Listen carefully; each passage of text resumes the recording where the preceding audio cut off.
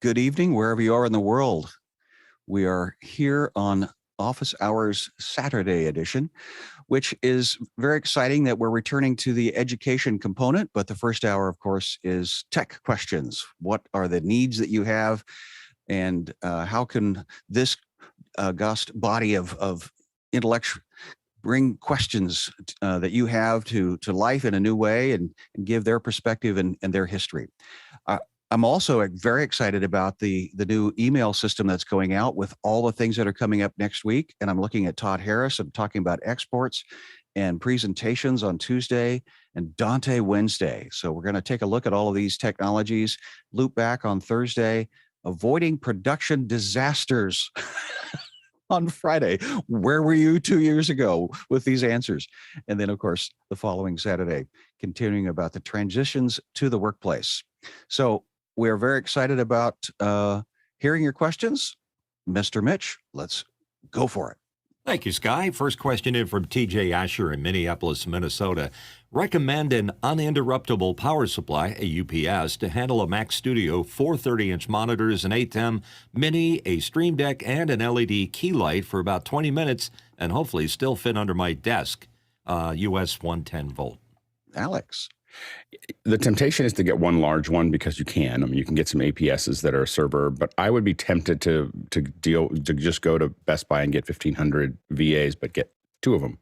You should find that two are. And what you want to do is put the Mac Studio, the ATEM Mini, on one of them, and then put your lights and everything else on the other. I have three in my office, so my core stuff is all connected to one. That because the computers actually don't take that much, especially the Mac Minis and the Mac Studios don't take much power. So my core is connected to one UPS, my lights are connected to another UPS, and my router is connected to a third UPS. And the reason the router and the modem are by themselves is because theoretically Comcast should not drop, should have power, redundancy. And if we lose power in the house, I should still have internet, and so that will keep it running for 6 hours. From that, so that's how I kind of split it up. You can order the other ones, and that's great. In our server rooms, we have them, but I would say keeping it to a consumer level means that it's easy to replace, easy to find batteries, et cetera. Mr. Mitch. Yeah, I confirm what Alex says. Makes a lot of sense. The 1500 APCs seem to work really well, the ones with little LED fronts. Managing the big ones, boy, they're heavy. They require special power considerations, and the battery changing is a real chore. The only thing with the multiple 1500s is if the power goes out, you get to hear a cacophony of beeps and buzzes and sounds bouncing around. It's almost like a song. But you know that it's happening. Oh, yes.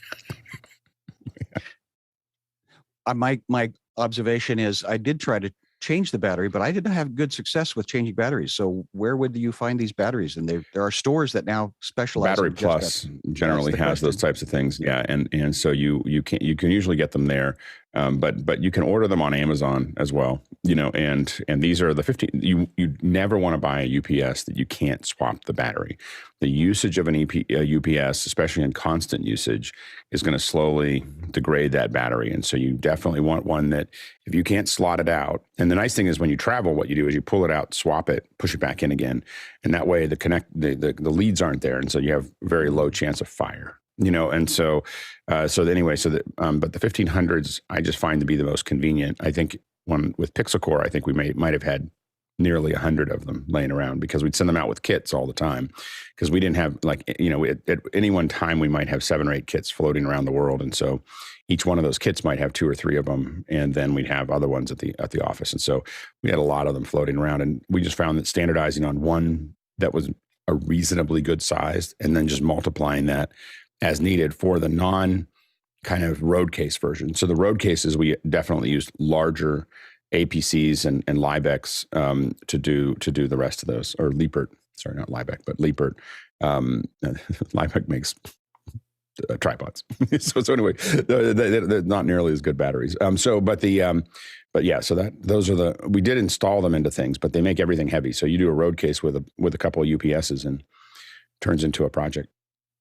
are these things that you can also buy at like a Home Depot or Yeah, Lowe's? yeah. I mean, I think at Home Depot and Lowe's, but I know at Best Buy you can buy them because I bought them at Best Buy's all over the United States, and then in other parts of the world, you go to whatever the local electronics store is, and you do need to know that these are not they are 220 or 110. They are not interchangeable. You can't take a UPS from the United States to Europe, for instance. You have to buy ones for Europe because of the way that they're managing power, and so they will smoke if you put them in the wrong setup. So we've learned how to and how to not do something. Okay, next question. Chad Lafarge, Columbia, Missouri, has a question. What are the best sources of intro, outro music for YouTube streams that won't get me in trouble? Alex. What most YouTubers are using these days is Epidemic Sound. So Epidemic Sound has basically, if you've signed up for a membership and you're paying your membership, or you did when you produced it, I don't know exactly how they do it if you cancel it, but they say that anything you make while you have it is going to be still licensed. But Epidemic Sound is you can download. What's nice about it is you can download stems. They're not all the tracks, but you can download stems. So you can, I want to bring the drums down a little bit, or I want to take the vocals out, or I want to, you have a little bit of creativity with them. In addition to it, it's just an incredible collection of sound, like just music. There's all kinds of different ethnic music. There's all kinds of different, modern music and medium music, and it's really well done. And then again, it's licensed. So what they do is they go and claim it in YouTube, but they have a system inside of YouTube to allow people that have subscribed to it to not get hit. If you use almost anything else, like Pond 5 or something like that, somebody else has used it in their project, and they're going to and that them claiming their project, not the sound, but their project can mean that you're claimed. So you really need to do something that you have to look. If it's not Epidemic Sound, you have to look for how are they managing the licensing across the social networks. But that's the best one we found so far is Epidemic. Mitchell. Yeah, if you need a less expensive mode, I would go with something like Envato, or like you just mentioned, Pond 5. I believe in the beginning they had more of those issues with cross-ownership on YouTube, but I think they've worked out some of those. And then, of course, the other option is have your musician create an original score for you and get it cleared and ownership, and you're good to go. I think something that resonates with this is the original BMI and ASCAP. They were kind of the clearinghouse of music. So is this becoming that new? The real challenge with it is really that everything's automated for these social networks. And so you don't really have somebody looking at it and making a decision. The computer is just matching a hash to a hash, it's just going, this looks like this. I'm going to turn, I'm going to flag you. I'm going to, whatever that is. And so, and again, the problem really with anything that isn't managing your subscription, and the more folks that I talk to that are building this content that need to use music all the time, I haven't seen anybody using people who do this every day. I haven't seen any of them use anything other than Epidemic for quite some time, or original. They build original, or they use Epidemic because Epidemic figured out the licensing. And is GarageBand considered original? It is, if you play one sample GarageBand that's over, built inside of Apple. Yeah, the Apple GarageBand or Logic. One of the things that on our to-do list is to bring some composers in, and whether it's GarageBand or in Logic or Pro Tools, we kind of learn how to build basic opens. Like, how do you build those, and what are you looking for, and do some of those things in some labs, because I have built probably 50-60% of the opens that I've used for live streams have all been stuff I built. Like I just jumped into samples, using just use loops and samples. Loops and samples that come I can't with play anything, so I can't. I don't have any musical skills. So I just I have some. Anyway, it's a long story. And so I just use loops and samples and put it together and have something that the client says, oh, that sounds great. And then but don't run a loop really long by itself, because someone else might have thought of that too. And then you'll have the same problem you have with Pond 5. Mitchell has a continuing reflection. Well, you mentioned BMI and ASCAP. That's only half the battle. You have to buy the publishing rights if you're going to go that route to get a popular song. And there's also the mechanical rights, which are the actual recording and the music company associated with it. Gigantic hassle. You don't really want to go that route. What you really want to do. And again, and none of those matter on YouTube. I mean, they matter on YouTube. They're accounted for. But the bottom line is that somebody at the record company, someone who owns the copyright, has to go into their dashboard, and they have to clear list your channel or your event for this song. There's a mechanical thing that they have to do inside of YouTube. We get this all the time where people say, "Oh, I cleared all the rights," or "I paid all the stuff," or "I signed all the contracts."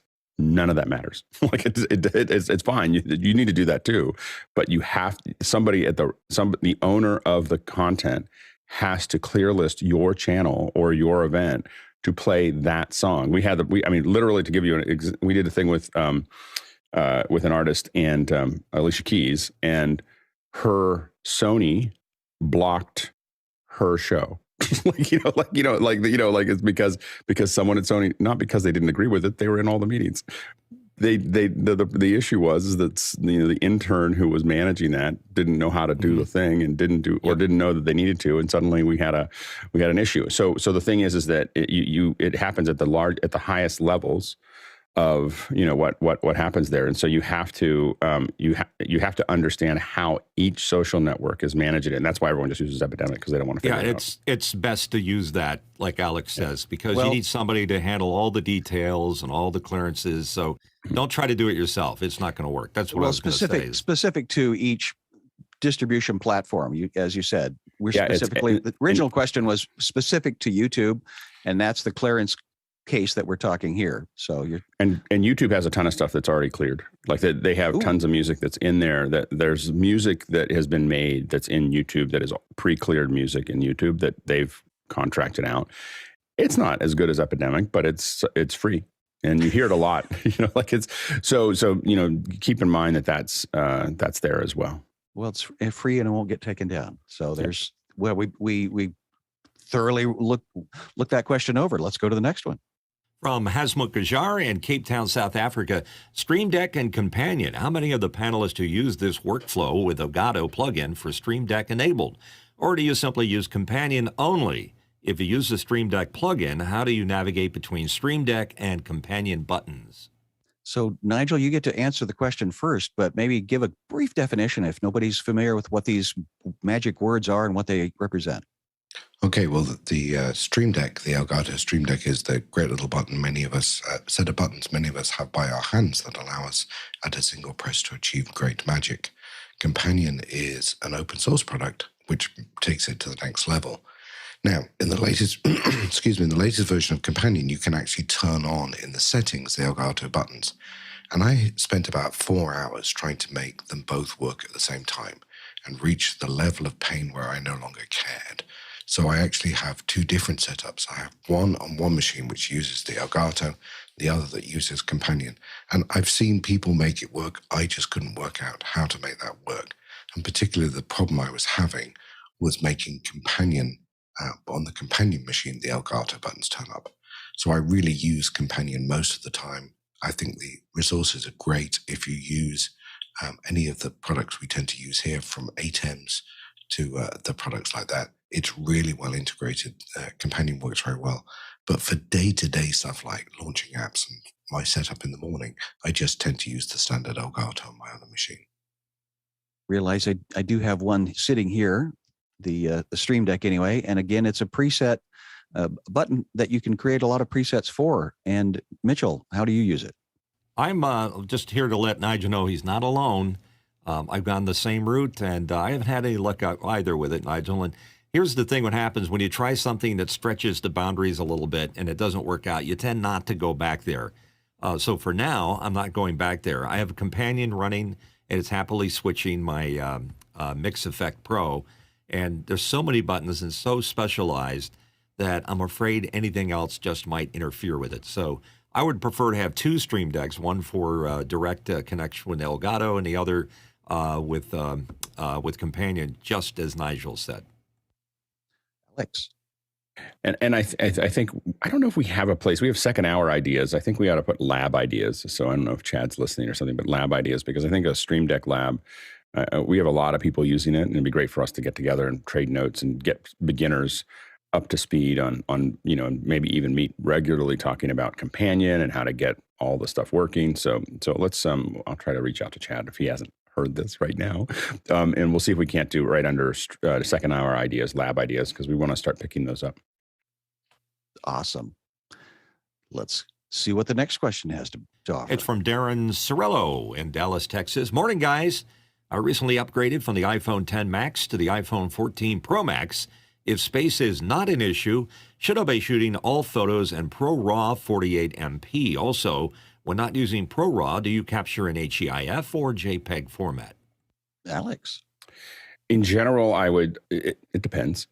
So on all the things that you want to do, I would say that in general, if you care about the images, if you go, I'm going to want to use this later, then go ahead and shoot in RAW. Also, if you're going to shoot you want it to be well lit. So as it gets darker, you're going to have a lot more, the RAW is going to be a lot grainier, and there's not a lot of tools that will edit it at the level that the AI will do or the machine learning, the ML or whatever will do inside of the camera. So if you want to take good night shots and you just want to share them with folks, you're probably going to turn RAW off. If you're in a relatively well lit area, and you want to get, and when I say well lit, it can be have a lot of dynamic range. It's part of why you want to use RAW, but you want to use the RAW there because you have just incredible photo. And the data in there is just amazing, and so you can do that there, and so I think that I shoot a lot of RAW. Probably I'm going to fill up my phone, which I haven't done in years, but I'll probably fill up my phone and have to start thinking about what I'm going to do there because I'm shooting a lot of the raw images. As far as HEIF, that's the high efficiency image format. It is smaller than the JPEG, but I try not to shoot in it, to be honest, because then when I try to share things really quickly, it doesn't work. So I sometimes accidentally get myself back into it somehow, but I usually just, if I'm going to shoot lower, I often shoot with JPEG because I just want to make sure that it's easily transferable. But you can, when you drag it if you let it go into photos and then you drag it out of photos, it will convert to a JPEG. So there are some advantages to that as well. I know once upon a time there was a checkbox to keep it from doing that, but it's been a while since I've looked at that. Dave. Well, to follow along from Alex, I think, he stole my thunder when he said it depends, but I first think when I'm going to shoot something, what am I going to use it for at the end? If I'm going to make a poster and I'm compositing 3 or 4 images, I want them all pretty much to be in the same format so that they are shaded the same way. And compression's a consideration. If you're just going to email a picture to your cousin, JPEGs are the great way to go, and they're easy to handle, and most people can see them. But if you're going to archive something for future legal purposes or whatever, you want as much detail as possible, and as he said, well lit. But if you're just putting something in a newsletter and it's not going to be high quality printing or any of that stuff, then you can work with any format. But yeah, HEIC is nice and smaller for people who have limited capacity on their phones, but your Pro Max probably has quite enough for shooting in HEIF and 48 MP when you need it. Printing. I'm reminded of the printing. How quaint. So, Peter. So I'll add my voice to say it's always easier to down-res something than it is to, in theory, up-res it. So I always, wherever possible, save it in the highest possible resolution as going. I've also noticed something, I don't know if it's true or not, I have to play with it some more, but it appears that if you shoot it in RAW on your iPhone and then edit it on your iPhone, you can actually get it to apply the specialized filters, the AI, when you're using the editor on the phone, not on your computer. And Alex says, I know we said how quaint with the printing the photos, but I am just getting my printer. Hasn't been using for a while, and I've been trying to get it working again. And I'm slowly printing out a lot of the things that I've shot, because I've really gotten clear that there's something I read that someone said we are the most documented generation in the history of the world that everyone will forget. because there's nothing, all this digital stuff, as people move forward, they're going to lose all these photos as they die, as they move forward, as the formats go. We put everything into a digital format. So what I'm doing is backing up and I have a good printer. It's getting all the ink to work, and maybe it won't. I don't know. We'll see how that. I had a relatively good printer, and then I have a really good printer, and the really good printer isn't working. So anyway, I'll either get that or working or get a new one. But the point is that I'm printing really high quality, on archive of just the photos that matter. Those photos that I keep looking back on. I just want to put them on paper, and I'm literally putting them into a folder, and so that I can, just into a thing that if there's a fire, that's the thing I'm going to grab. But it's the thing that's going to keep. I think I'll probably have a couple hundred photos of my family growing up that I know are actually going to last, and so that's something to, just keep thinking about. It's worth having a good printer that you're going to take the best photos and archive them. The anxiety you're giving me with, it is the ink cartridge, the one of the 7 ink cartridges, is that the one that's going to go away and shut everything down? Yeah, exactly. My gosh, the struggle I have. And then of course, even to move over to laser printing. And so Mitchell has a reflection. No, I just wanted to add on to what Alex was saying about undocumentation, is that I did a 75th anniversary for my old high school. We had tons of archival footage and photos from the 40s and 50s and 60s, but moving into the 70s, all of a sudden it all just disappeared. And it was because people were using more and more digital media to save their stuff, and we didn't have the printed output or even the movies that we could transfer and use. So let that be a lesson to all of us to try to make more copies. Very good. Well, let's see about the next question, Hesdorf. Hasmut Gajar, Cape Town, South Africa. He's here to ask ZoomISO version 2. Outside of the fantastic ISO breakout room and after hours, can we call for volunteers to undertake labs in after hours to guide the not-so-tech rookies so that we can take full advantage of the solution? For example, I have no idea how to use triggers. I just love these questions. The community is continuing to grow and expand, and thank you, Hesmek. Alex, what's your response? As soon as you see the lab suggestions pop up, which it just did. Oh, it did. So lab suggestions. See, that's how fast things happen. I know. The chatinator just popped it right in there. So anyway, so it's already up there. So go ahead and put it into the lab suggestions. We'll start figuring out ways to schedule those into after hours. Chad kind of looked at you and go, "Come on, give me something hard." So there you go, Mitch.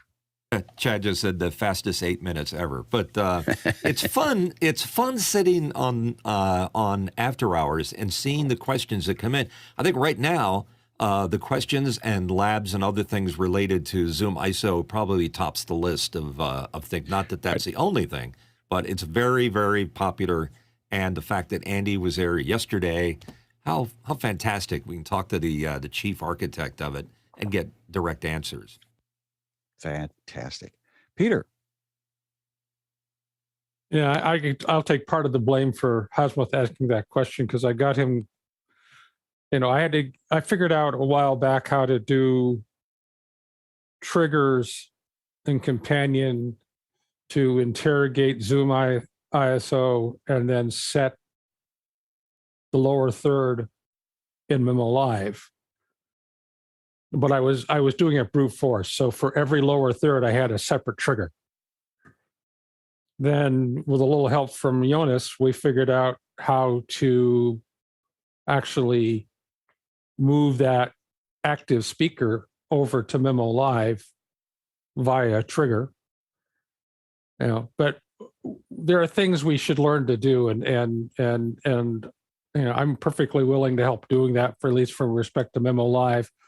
There are other people that want to do it with SPX and also with H2R graphics. But there's a whole bunch of stuff as we start tying this stuff together for the smaller shows. We're not trying to do the stuff you're doing with after hours. That is clearly a huge automation management task. But for things like Hasmuth and I do, which were one-person shows. Well, and I think those are important. I think then that's something we definitely need to make definitely more available. Yeah, I mean, I just, there's also an interesting note I'm crafting to send back to Oliver saying, you've got to work on this interface some, on how to move programmable data into and out of it. And I'm sure he would appreciate that feedback. But I think enough of us are playing with Memo Live too. It might be worth doing a lab for Memo Live as well. Just the integration of ZoomISO with Memo. It's not. It's easy once you do it after you get through the first time, you're like, what is going on here? And then after that, you're like, oh, I understand. Yeah. So, yeah. Yeah, I'm doing that constantly right now. I've got it running over in the other after hours, actually putting up a countdown clock with frame out of the breakout room in it. That's great.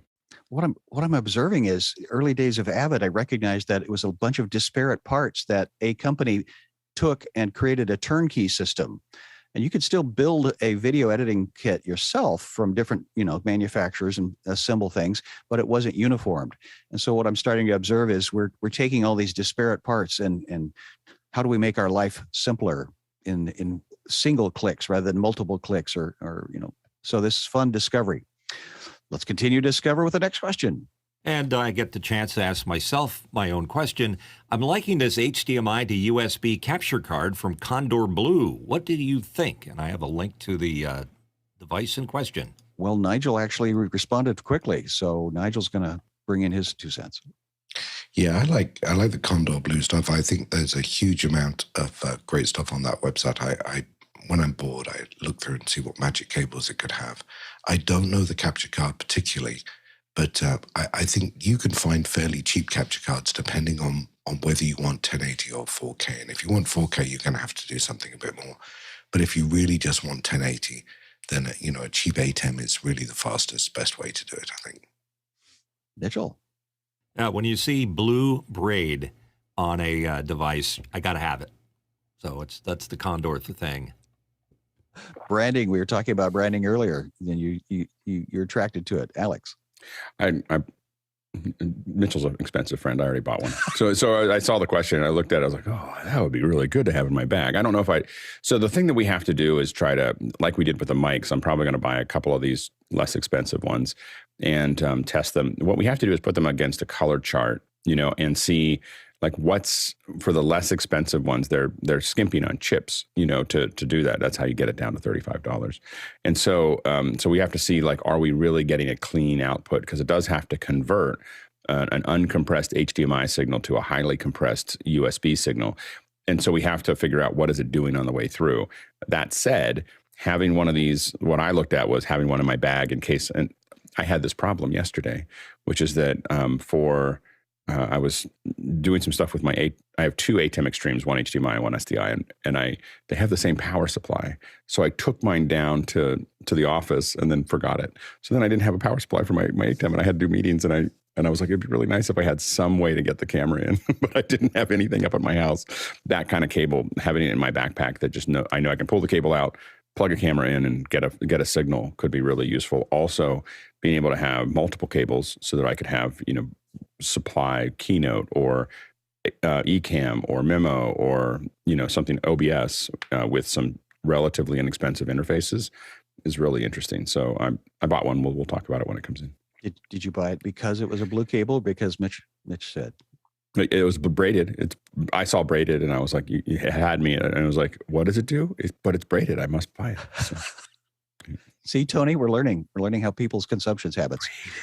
Braided and blue. Okay. And the next question is. By the way, there's a purple version, the undone version. So in case you want to go purple. Hasmut Gajar from Cape Town, South Africa is here. It was great to have Andy in office hours or after hours yesterday. It was 12 a.m. to 2 a.m. for me. It would be great if it was an hour or two earlier. Again, Andy, to watch the progression of Andy. And who are we talking about, Alex? Who's Andy?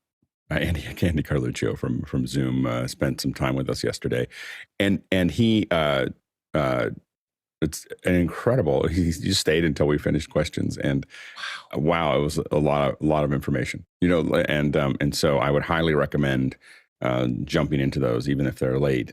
We'll talk to Andy about it. I'm a little concerned about trying to move it much earlier, but we'll see if we can. It's kind of like we just have to work. We're pretty fortunate to have Andy joining us, and I don't want to move anything to something that doesn't work for him. So let us take a look at it, and we'll see what we can do as far as timing goes.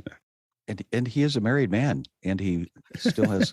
Well, it's just mostly during the day. I mean, he has this day job at this place called Zoom, and he's doing great things. And so we don't want to interrupt that either.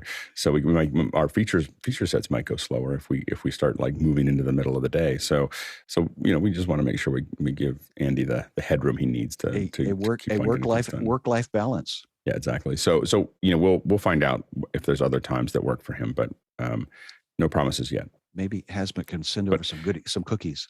I will say, I just want to, you get these moments.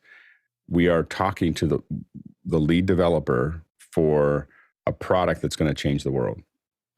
It won't last forever.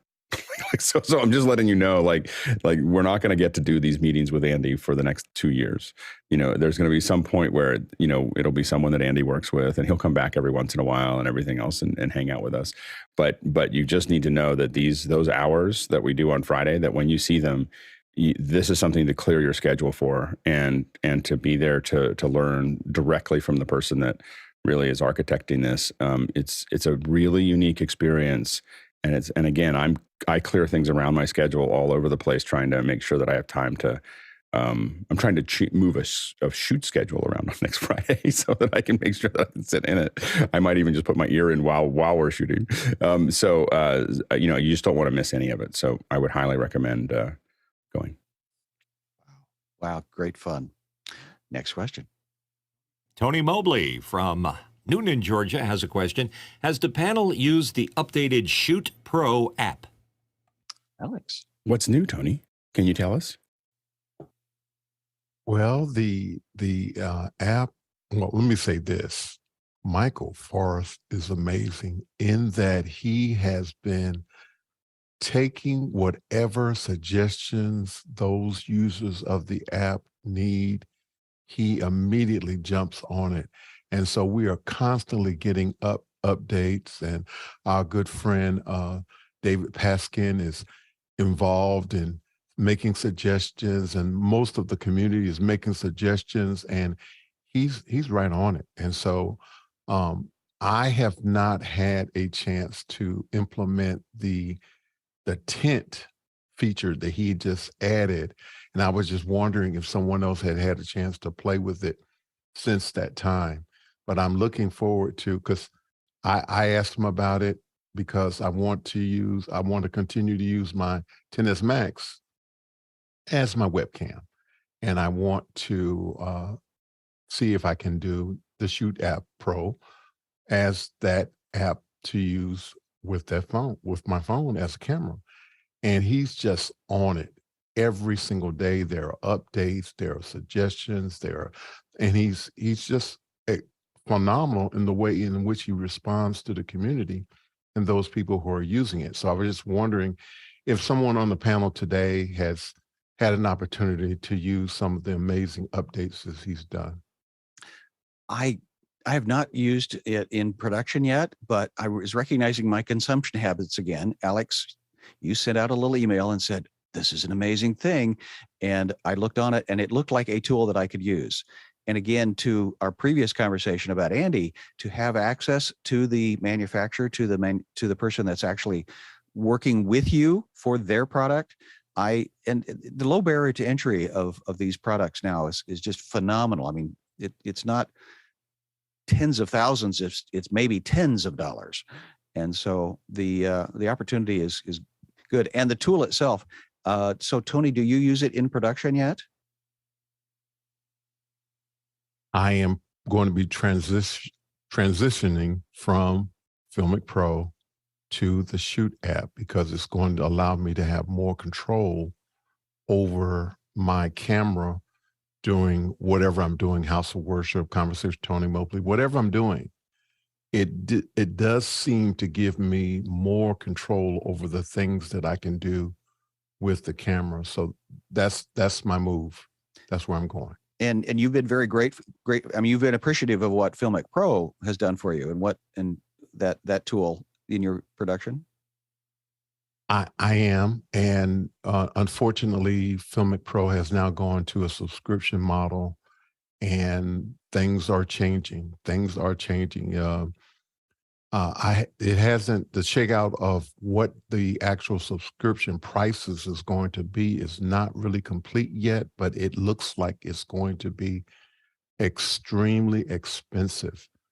And so those people who have a setup or a chain that can absorb the increase in price will probably have no problem with it, because Filmic Pro is a fantastic device. It is software. It is able to do some amazing things.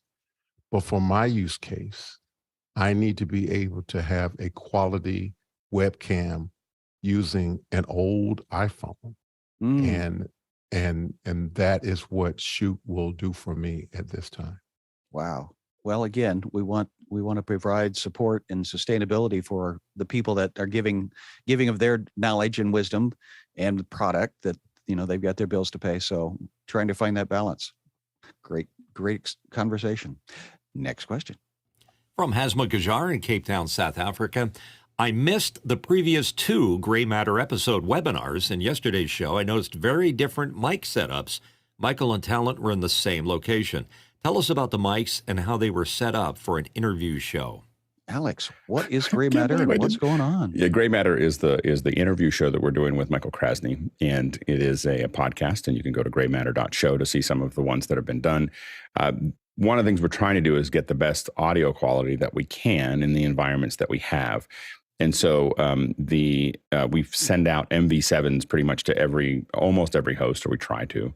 Some hosts are like, I do this all the time for CNN. They don't want to take the mic, but we do the best we can. But one of the things that we have here is that sometimes the guests are in the area, in the Bay Area. And so this is the second time we've had a guest in the Bay Area, and we weren't really happy. Our space is not really built for it, the space that we were shooting in before with Michael.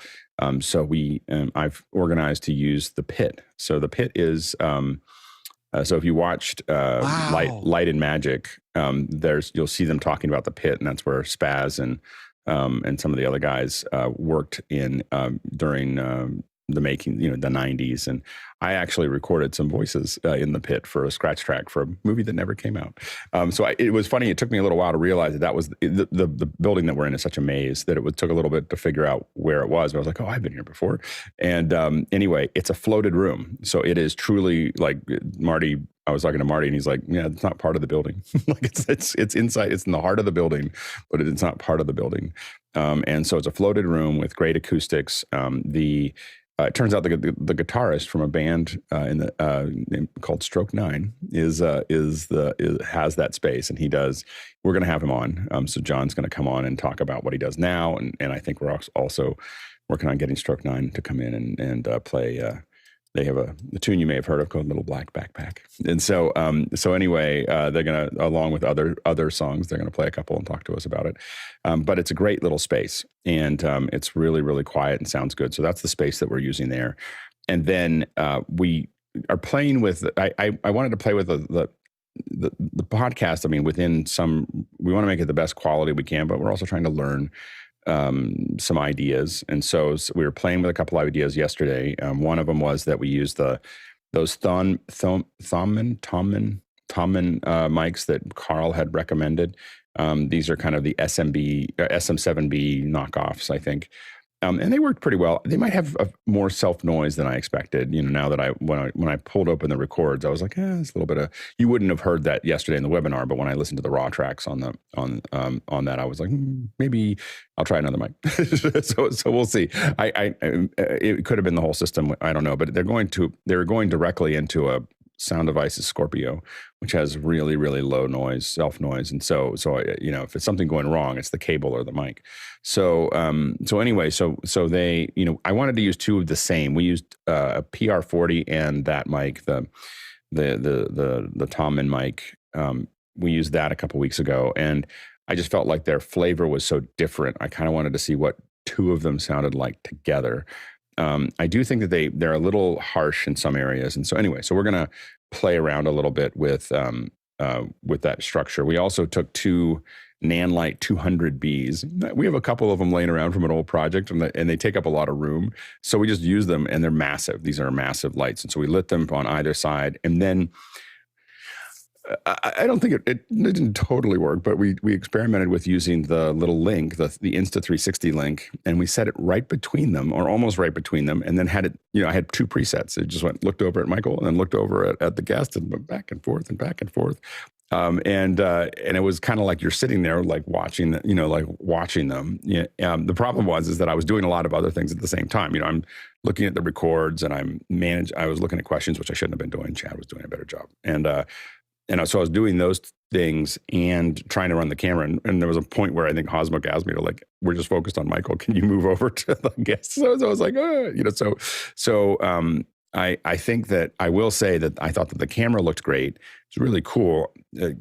I know that there was definitely some feedback of the whip pan was a little whippy, it looked odd in Zoom. So the next time we do that, I think we're going to split it out and just have 2 of them, and then cut back and forth with them in something like Memo or something like that to put them into the show. So I think that that's our next step. But what's still nice is as little PTZs, I can still, as they're talking, I can keep reframing them, in that area. And so it's a pretty nifty little solution, for what we're doing there. And so I was pretty happy. It was a fun little setup, and I should have taken a picture of it because we did kind of take over the room pretty quickly.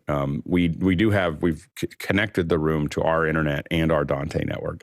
So we basically have the Scorpio connected to Dante, and then it's being recorded by a Joco and by Boom Recorder as a backups but the Scorpio is also recording internally. So we have that over Dante, and then we have internet going down there. And the next step we're trying to do is get camera leads to come down into the space, because we have this idea of shooting, some music stuff down there, because it's really small little space. So it's like 1, 2, maybe 3 people.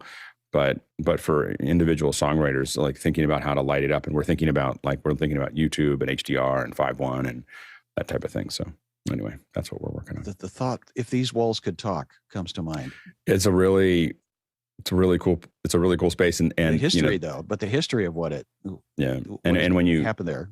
When you turn off the AC, it's so quiet. When you turn off the AC, all you can hear is your tinnitus.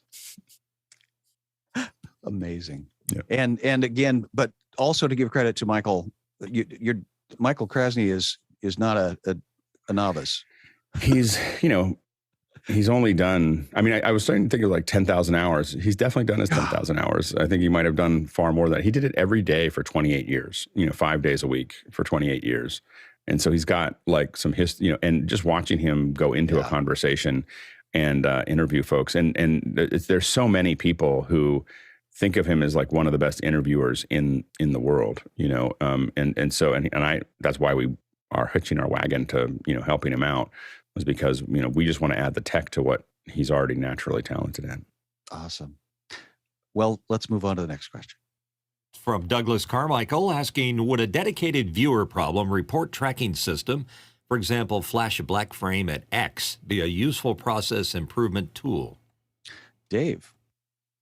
Well, I've been doing RFI for months now, and I'm sure Douglas sees the credits and knows about the fact that we do have RFI recording every episode.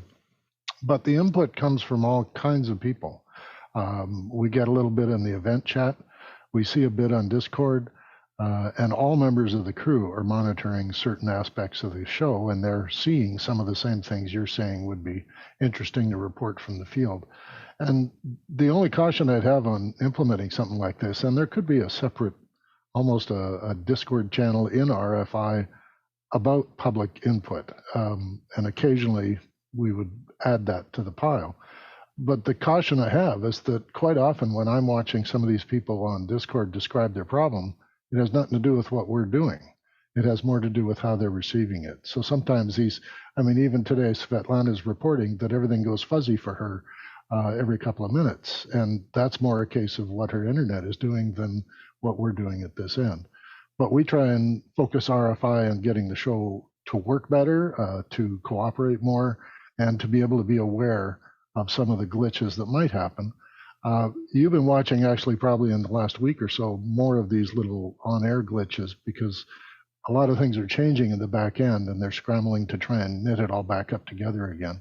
Not to apologize, because we try our hardest to look professional every day, so you can't apologize for that. But it's understandable that input from the viewers and the producers out there would be useful if they were able to articulate correctly what they think they saw and when they saw it, like you're describing, and then maybe suggest a way to improve it if they have any knowledge about how these things are all put together. So, Doug, I think Dave's question is yes. Awesome. My answer is yes. That's okay. Right. Thank you. Next question. Tony Mobley in Noonan, Georgia, and here on our panel. As part of this community, there are always new things to learn and old things to keep fresh. What is the path to keep it moving? Alex. I would say continuing to do this every day and answering questions as people are running into those things. And so, always use the morning session as a way to ask questions about just about anything. So we seem to cover quite the gamut on any given day, and then jump into after hours and talk about those things. And we're going to do more and more labs to kind of keep doing that. We want to do labs that push us forward, but we also want to think about labs that get people started. And so we're going to be thinking about both of those as we go into the end of the year. And do you see an iteration of Pixel Core, Alex? Do you see this as the next generation? Oh, yeah. Yes. So you've learned from your history, and well, there's a bunch of things that we're doing that, this is probably more of a Sunday conversation, but there's a bunch of things that we're doing that are better than what we did with Pixel Core. And there's things that over next year we'll start taking from the old, literally going back 15 years, and start executing things that we knew worked back then that I knew I had started it badly, I didn't start it badly, but I started it imperfectly, and it was very hard to unwind. And now we have a way to start it better, and mostly dealing with teams and structure and so on and so forth. So we'll be doing more of that into the new year. Learning from the past and growing to the future. John.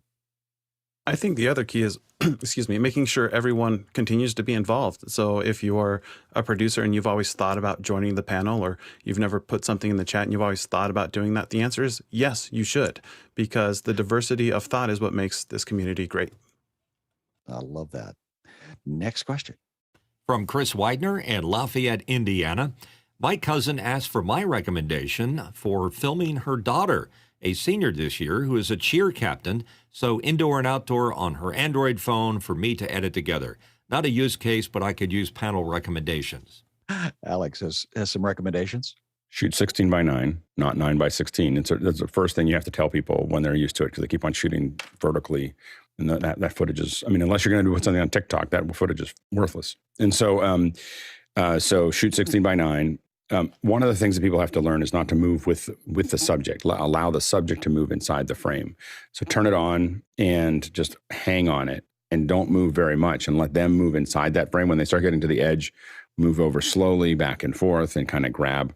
I shoot a lot of stuff with my kids at school. So, so you move back and forth and really just try to let them do most of the moving for you. And so the other thing is shoot way more than you need. So shoot until your arms hurt. This is usually what happens. Keep your elbows in instead of out like this, because you can shoot a lot longer like this than you can like this. And so, when you open up your elbows, it'll put a lot more pressure on your deltoids. And so you want to allow gravity to be your friend and lock your elbows into your chest, and then just let it sit. And then you want to move with your hips as opposed to moving with your hands. Your hands are going to be much shakier. And if you move with your hips like this, it's going to be a lot easier to get good footage. Shoot a lot of footage, shoot wide shots, but also look for close-ups. Depending on what kind of camera you have and what kind of zoom you have, shoot some close-ups of faces, of them smiling, of things. You're going to intercut all of those things. You're trying to find things. You may want to try shoot of their feet, of their face, of their hands. It just really depends on how close you can get to it.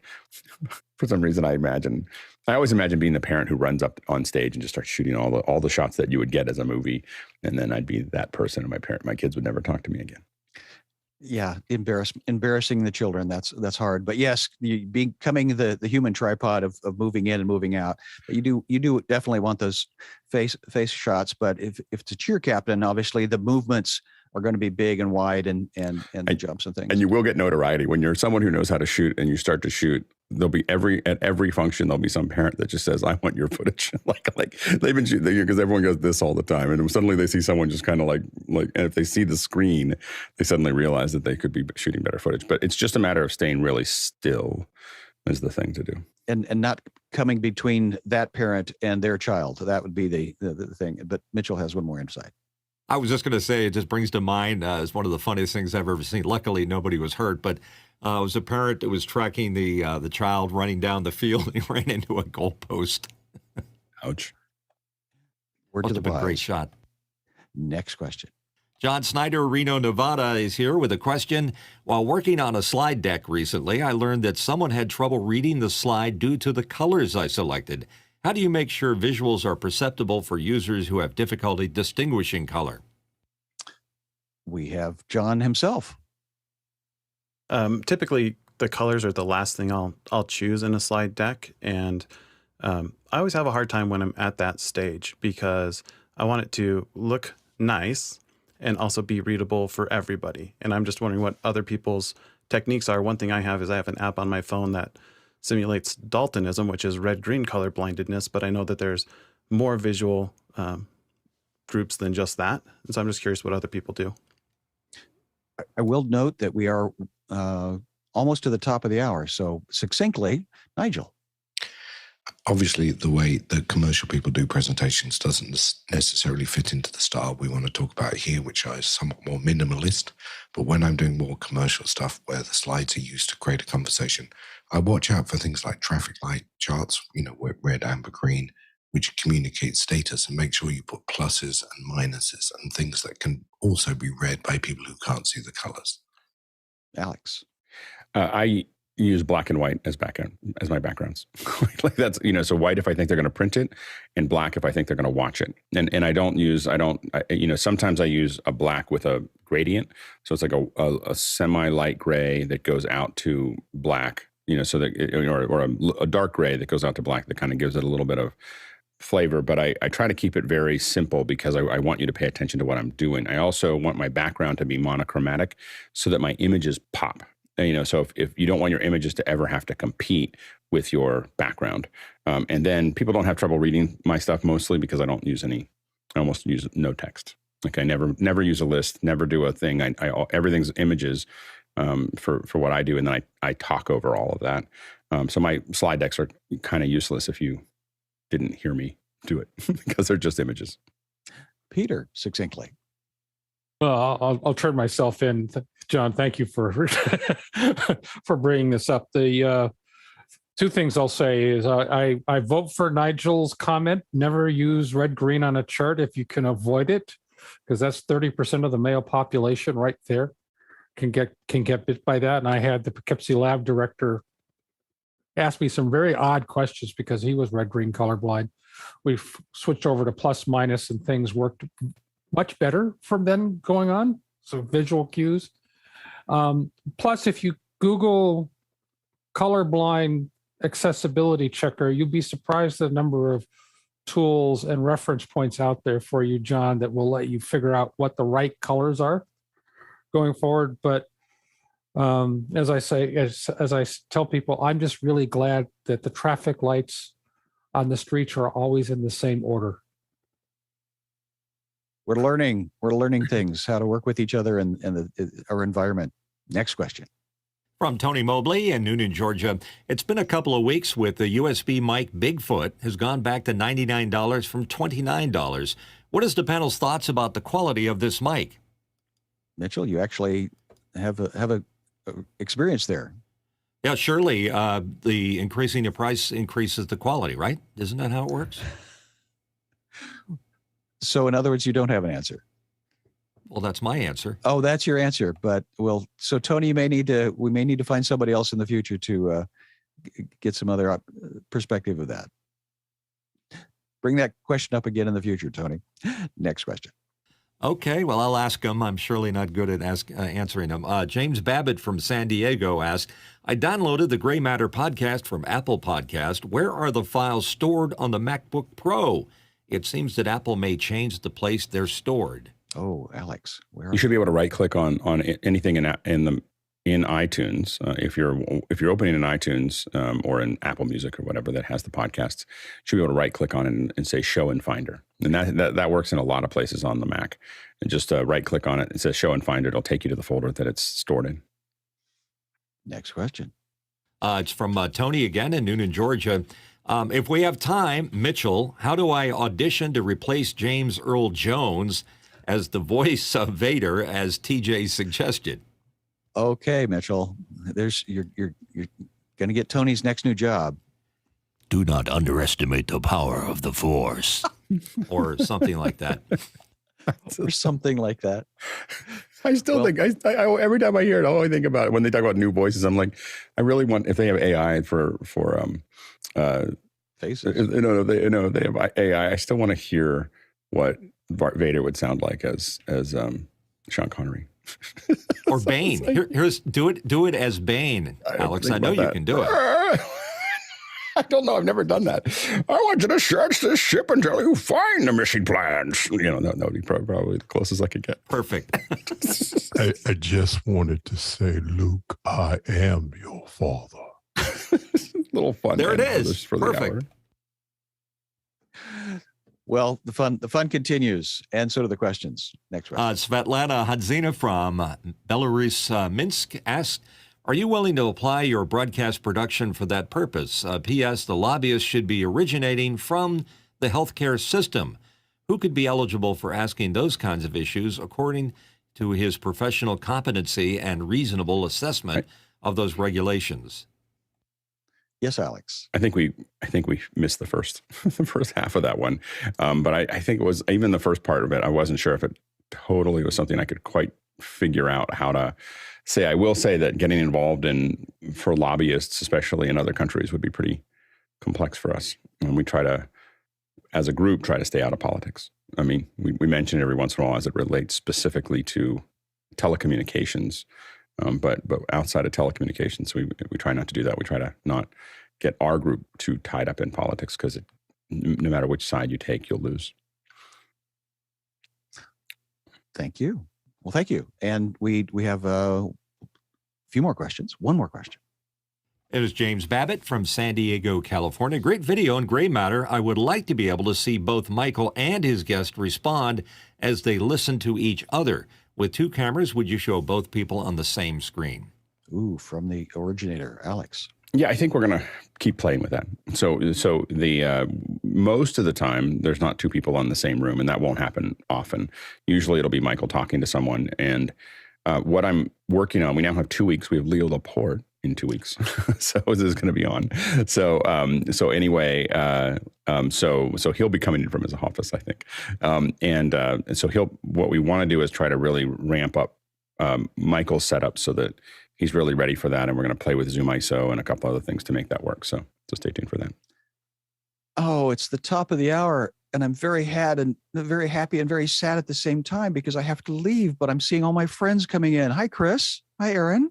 Ronnie's here.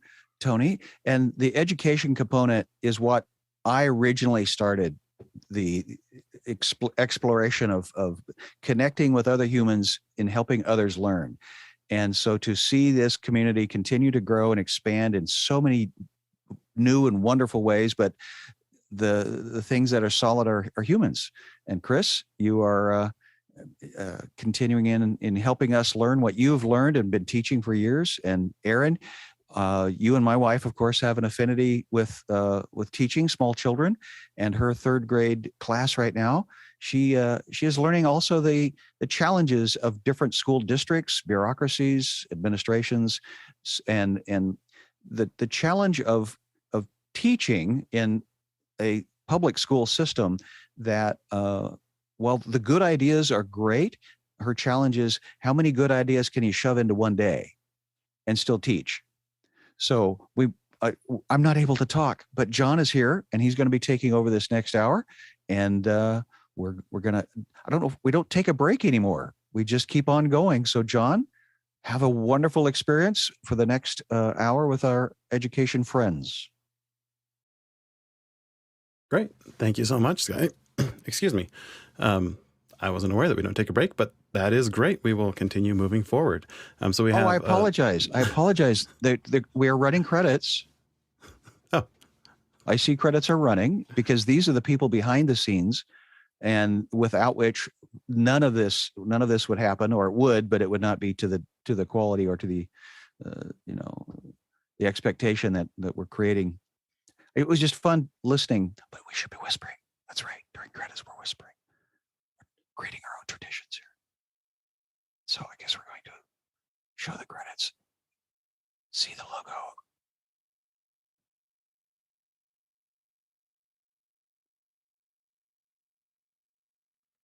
There's that. And I do see that there's messages going on. Stepping away.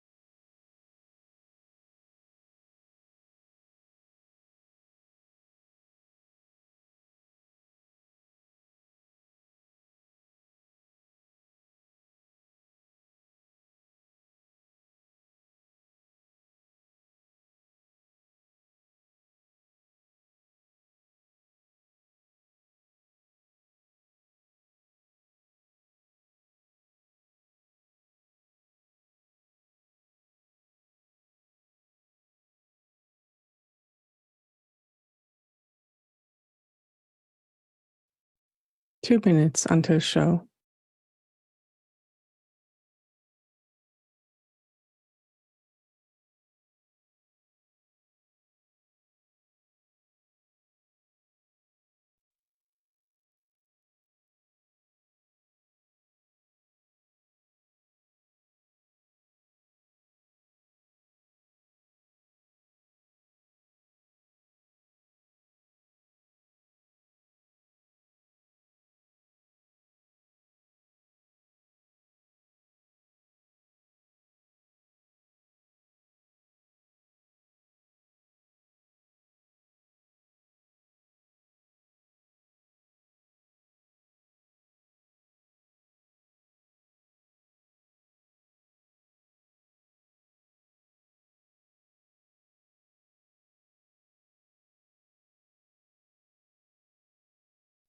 One minute until show.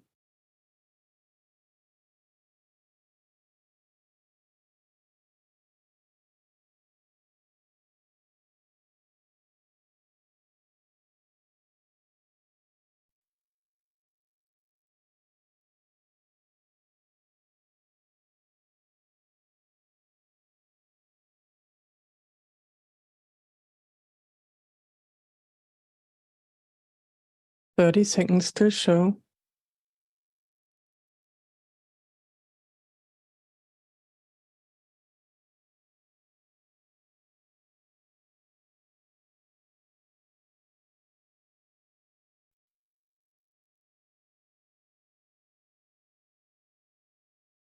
And seconds, please stand by.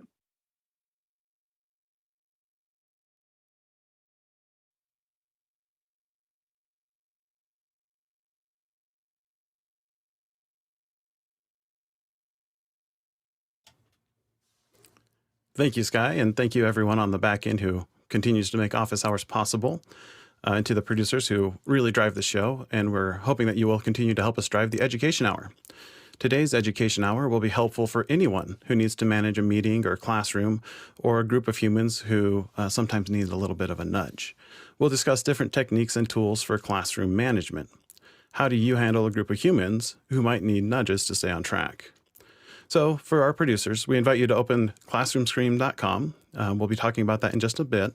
But first, I want to open up to general discussion. So for our education panel, question number 1 is, what tips or techniques have you used in a physical classroom settings for various age groups? Go ahead, Chris. Well, good morning.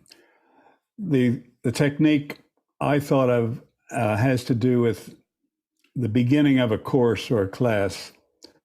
And most of my experience is with graduate school students and undergraduates. And the idea is to try to begin to establish a learning community. Surprisingly, sometimes my students typically don't know each other at the beginning of a time together in a course. And in a lot of the courses that they've taken prior to encountering me, no time was really spent having people introduce themselves to one another. So what I do is have each student, have the students pair up and interview one another for 5 minutes about who their classmate is, who their new best friend is, what they're interested in, what they've done, what their aspirations are, a touch with fame, I call it, a brush with fame, where they can report on a sighting of a celebrity or shaking hands with someone or getting someone's autograph or being in the vicinity of some newsworthy event in history. And then we have each student introduce the person they interviewed. So that's not self-introductions. It's introducing someone you just met and interviewed. And it's remarkable how that breaks the ice in a constructive way, that all of a sudden issues like turn taking and addressing people by their names and so forth are solved by the fact that people have both interviewed others and then heard of these reports from the interviewers of who their classroom is, because you can't have a learning community with people that don't know each other. I'll stop there. Great, thank you. How about you, Erin? Oh my gosh, Chris, that was amazing. If I could do this the whole time you were speaking, I would. That's the absolute basis for everything. Oh, and this I guess one of my techniques is that if a student has a similar idea to someone else, they do this. That shows that I have the same idea as you or the same thinking, so that they're not like, me too, and yelling out. So I have 3 techniques that I can bring up. I teach 3rd grade. So one of the things is that instead of trying to yell to get the student's attention, I'll start with saying in a normal tone of voice, kind of like this one, if you can hear my voice, touch your nose. If you can hear my voice, touch your shoulders. And I keep going through that. And the kids that are the closest to me start doing these motions. I might say something like, like move your arms like a chicken, so other kids are noticing. And then within about 20 seconds, everyone is focused on me and I didn't have to raise my voice. So that's definitely an amazing tip, because I used to lose my voice all the time trying to get Pal's attention after a especially a hands-on activity, if they're building stuff, definitely not a good idea to try to yell because then things collapse. Another idea is my idea of speaking softer, not louder. It kind of goes in tandem with the first one, that if they're just having conversations at their groups and I'm trying to get their attention, I'll start moving my mouth like I'm saying something really important, but not use my voice. And then students are like, wait, she's saying something. Wait, she's saying something. And then it gets quiet really, really quickly. And then I guess this can work in any situation, not just a classroom, but staying calm in situations where people are upset about something, whether they're happy or sad. If you are getting as upset as the child or as another adult, then it's just going to raise the level of emotion in the room, and it's just not going to end well. And it's going to take twice as long to bring back the situation. But if you can stay calm in that situation, even though it's very difficult to at times, I've had to do that many, many, many times, then they know that you're a safe person and that they can bring down their emotions at their own time. But 2 flames added just makes a fire bigger. Great. And I see Hershey has his hand raised, but I don't see him here today. So I'll answer briefly while we're waiting for him to get set up. I think one thing that always surprises me, whether it's a classroom or a meeting room or any group of people, is how much the shape of the classroom itself impacts the conversation. So if you have a long, skinny room and the person speaking is at the front of it on the skinny side, then everyone's attention is directed forward and they have a hard time discussing with each other. And so one thing I've done is rearrange the tables so that they're at angles so that they're pointing towards the front of the room, but angled slightly away from each other so that the students can see each other. And that really helps encourage some of the dialogue or discussion when asking a question. I think another huge aspect is just the temperature of the room can be a big difference between someone paying attention, someone being too cold, or someone being so hot that they fall asleep.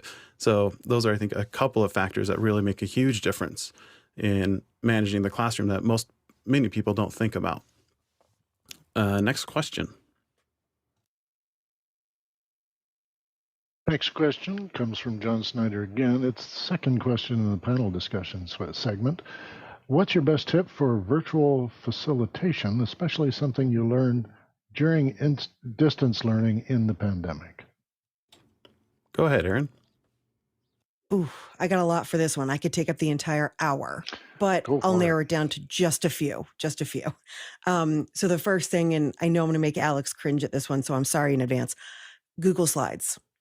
My school is a Google district, so Google Slides were a huge part of my virtual teaching. First of all, I could have visual instructions as well as me saying them auditorily. So students that either had difficulty reading, could listen to my voice, or those that, got a little overwhelmed with a lot of noise could mute me and just read what they had to do on the screen. Another part of that would be timers on a screen. I know myself, I tend to get a little distracted and off track when I'm talking or teaching or trying to get an assignment done. But if I had a timer, my students all know, oh, I have 30 seconds left to finish this sentence, and they stay on track. So they stay on track, I stay on track. It's a good day. And then I think my favorite part was the concept of breakout rooms. So this would work with Zoom or Google Meet, in that I could do it on an academic level and say, you 3 talk about this math concept in this room, you 4 talk about this, you 3 stay with me and we're going to build something together with what you have in front of you. So that way the class all had stuff to do. And again, there would be a Google slide in each room telling them what they needed to do. And that way they were able to stay on task. And on the social side of it, during lunch, especially during the year that my students were home, they could use breakout rooms as social time. So during lunch, I would pop back in, because usually I eat lunch quickly, and they would come back and they would have like a mini recess with their friends in breakout rooms, because if they can't be with them face to face, Why not have a virtual room where they can share fun videos that they watch or share a game that they like to play together? So that way they were able to communicate from across the city, and it was almost like a mini recess for them. So I would say definitely Google Slides, timers, and breakout rooms, regardless of your platform. Great. Thank you. How about you, Tony? Yeah, I was kind of amazed that Erin went there without mentioning her use and Alex's use of writing on video. I think that is a game changer for educators and anybody. We all know that the good audio and the good video is extremely important, but the use of writing on video, I think, is like just game changer. And so I think that is one of those things that is even now is still for me a wow moment. And I never get tired of seeing Alex do it and Erin do it. Erin was one of those innovators that first started doing that very early in the pandemic. And I know that affected her school district in terms of being able to do that. And so I just want to add Keynote and some of the other great tools that we've talked about earlier in education hours are still effective tools. I agree. How about you, Chris? I have a little story about an online course that I co-taught during the pandemic. And it was the first online course that was fully developed by developers at Arizona State University. They have a very large and elaborate support system for co-creating courses with faculty members serving as the content experts and course design gurus as the ones who put the package together in a way that is somewhat standardized, so students know what to expect and takes advantage of the capacities of the Canvas learning management system and so forth and so on. So what I found was that it's a wonderfully well-organized system for this particular course. All the blanks had been filled in by my co-instructor who developed the course, and it was the first time the course was being offered at all. So it was kind of a pilot test. But the issue that I ran into, and here's how I solved it, was that it still seemed pretty impersonal. We had 30 students spread all over the globe, as it turned out, from Japan to Kuwait. And that was a wonderful advantage in many ways. But as I said in response to the previous question, the first question, I'm a big fan of getting the students to know one another, to begin to form a learning community, even if they're separated by great distance. And so my accommodation for that, my attempt to create more of a connected learning community, was instead of simply using the rubric to score the weekly writings that they were expected to turn in, that was part of the system. You do readings, then you summarize or apply the readings in a couple of pages. And the expectation of the course designers was that simply having an instructor go through the rubric saying that you met or failed to meet this, that, or the other expectation. What I did in addition was I wrote each student a letter. And it always started with, reading your paper made me think, ... And so the message was, your writing made me think. And it didn't make me think about the misspelled word or the incorrect grammar in the third sentence of the second paragraph. It made me think about something related to the substance that you were writing on. It wasn't necessarily a critique or an edit of their paper. It was evidence that writing can make people think. And so I'd take the time to write a letter to each one And then sometimes students had written interestingly complimentary things, and I would connect them. I would say, you ought to talk to this student because her paper takes off where yours ends, and you two might have a lot to offer one another. So even though they were strangers all over the map, all over the globe, through this mediation of mine, I think they connected with one another in a richer way than would have been the case if we just let the artificial intelligence do the job. Thank you. I agree. Building community is really the keystone to having a great classroom, is whether it's virtual or in person. That's something in common. Alex, what are your thoughts?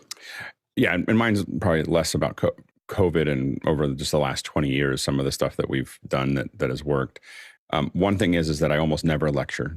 So I almost never, I might lecture for a couple minutes. You shouldn't, but I don't do a full lecture on anything. I record videos for those, and so I want people to watch the videos at their own time. And the reason for that is that, and we've talked about it a lot of times, but that the slower students can, in that subject, in that one video, can rewind where they need to, and the students that understand it can fast forward through it and just suck up the data as fast as they can.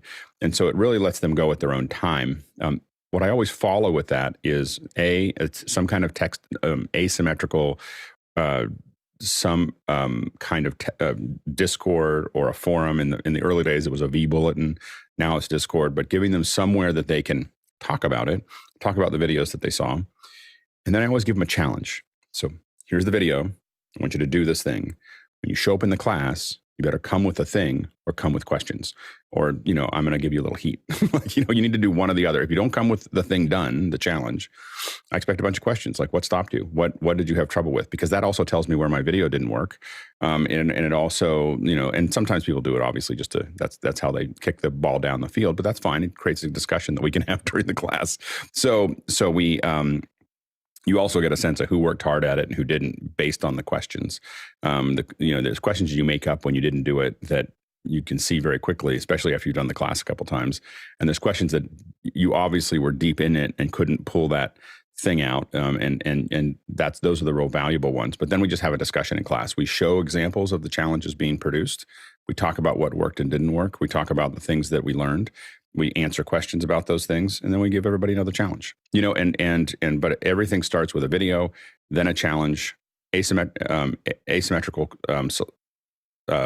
discussion, followed by a real time discussion that can happen virtually or in person.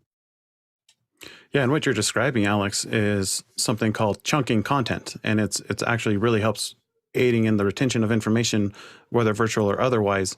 I 100% agree. In a sitting classroom, in a physical classroom, sometimes a great speaker can maintain attention for 15 minutes. And that's one reason why TED Talks are so short. Well, in virtual environments, it's closer to 3 or 4. And we have to remember that a TED Talk was rehearsed hundreds of, or at least tens of times, if not hundreds of times. There is a team that puts together those graphics. There is an enormous amount of production. It's usually a talk that's been given quite a few times. And so it's an unusual thing. When we did eye tracking over a decade ago, we found that if you talk this is for virtual stuff that we were doing tests for, if you talk more than about 5 to 6 minutes, your active listening drops by about 75%. So people are off doing some other things because we were tracking their eyes. It wasn't whether they were there, it was whether they're doing something else. And when you put up a slide, that time drops from 60 to 90 seconds. So if slides go up and you don't pull them away every 60 to 90 seconds, you'll lose most of your active listening very, very fast, and people just go away, and it's really hard to get them back. And the other thing we found is that active listening produces 2 to 3 times more retention than passive listening. So it's just really important to keep them inactive. Yeah, that's 100% true in meetings as well. If you see people looking somewhere else, they are checking their email, not listening. Yes. What are your thoughts? I do often. If people drone on, I'm pretty quick about just going, okay, I'm going to go work on something else while they keep, when they stop, I'll come back and have the conversation. Yeah, go ahead, Dave. Well, bringing a little different perspective on this, the only distance course I've ever had to teach was for people who worked in municipalities and had to upgrade their skills. So they were taking a certification course and they were doing it over the wire. And my difficulty was getting people to talk to each other. They didn't feel, because they worked in all different cities or towns in the neighborhood, they didn't even know each other and they didn't care to find out about each other. So to Chris's thing, it was the hardest thing I had to do was to get people to sort of share things with each other. They felt probably that they were in competition with each other. Maybe that was it. But whenever I've had to teach in front of a class, I use many of the techniques that Alex has talked about, where I would have a slideshow up with pictures that at first when you look at it doesn't have anything to do with what I'm saying. And then as I finish that section, they get it. They see the picture and they're, oh, that's what it, oh, that's a new thing. I didn't think about that. So that technique I've used for a long time, but I get that from advertising. So, and what Aaron talks about in terms of the in-room kind of behaviors that you can do to lead a group to pay attention or follow along or even as she had with the recess period, there wasn't any opportunity in anything I worked with that the back end would support having a breakout room where people could, call out the teacher and say he doesn't know what he's talking about or whatever, and then come back in and do all the assignments. And of course, I think everybody here has the same problem. If you set assignments to a student or a group of students and you leave it for the next day, a good portion of them didn't have the time, didn't take the time, and you end up having to do some remedial work right at the beginning. The one thing I will say about the videos that we've done is that we found that we only need about 15% of the students to watch them. Like in the conversation would just run. The conversation will run without everybody. And I don't do any remedial.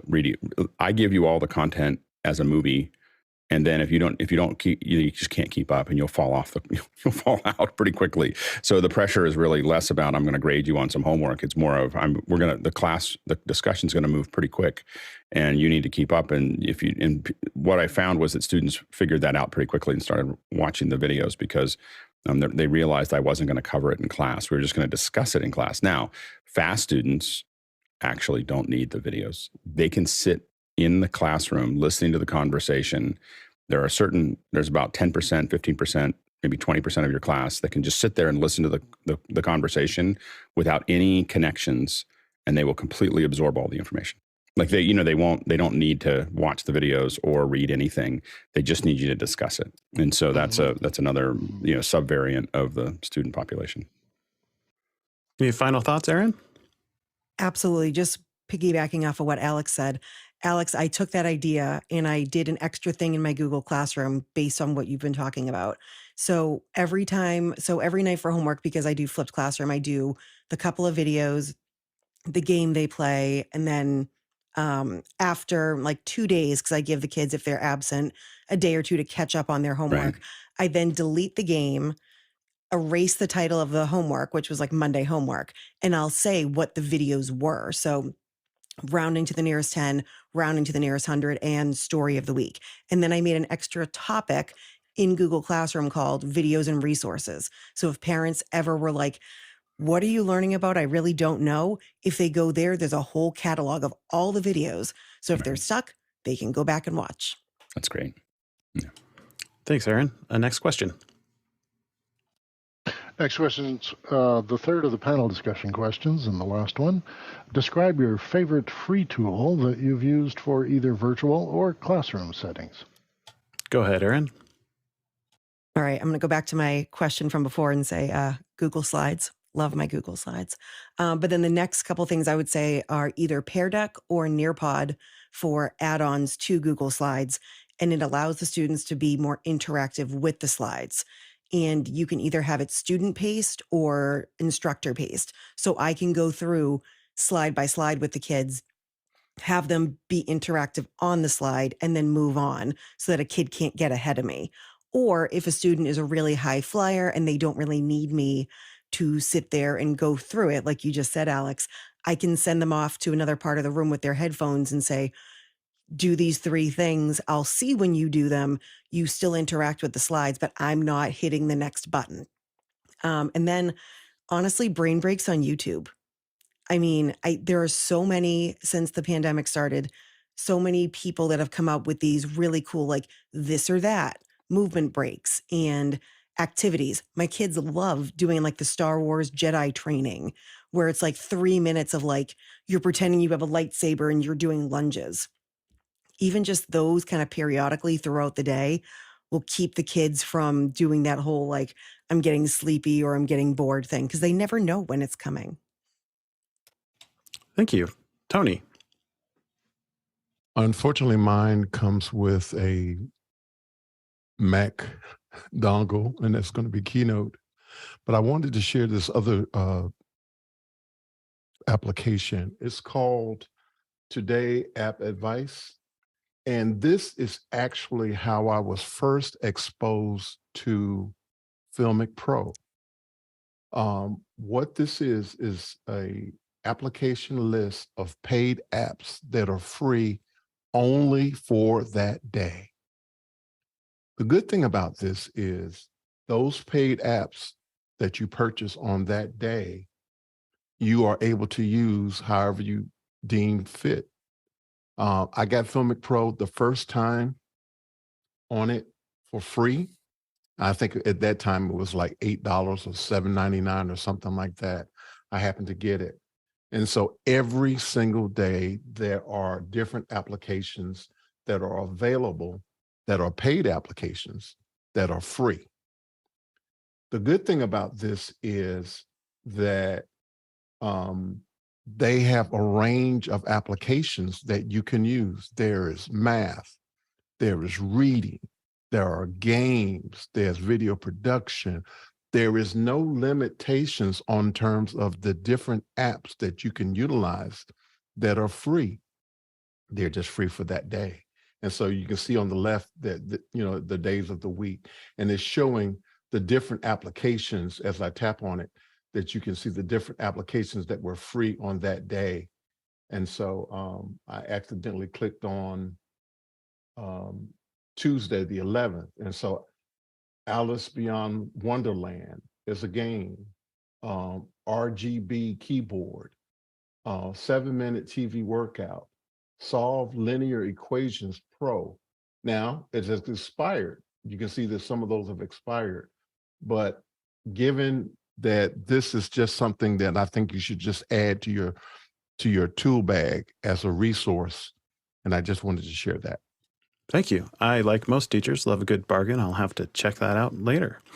For those of you who are producers, we invite you to ask any questions you have. If you've ever had a specific classroom management scenario you weren't sure how to handle, we have an excellent panel of educators today to answer your questions. But before we do, Chris, what is your top free tip? My top free tool is storytelling.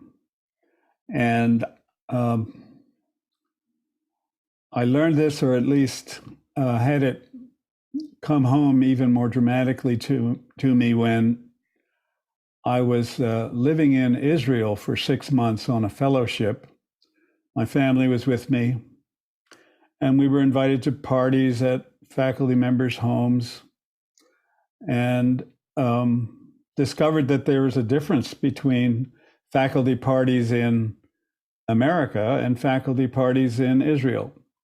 The difference was, in America, the custom seemed to be to bring a bottle of wine or a bouquet of flowers as a gift for the hosts and hostess.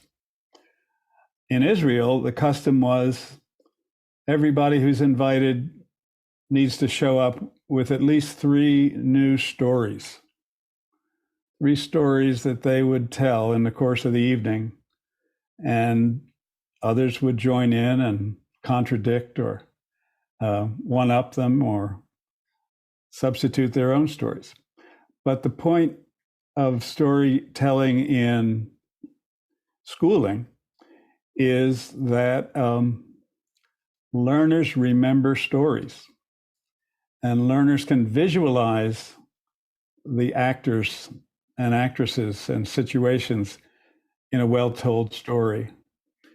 And if you're thoughtful about it, some of your stories can illustrate a big idea that may be presented in much more abstract language in a video or in a textbook or in a reading or in a lecture, all the other ways that you can get access to that information.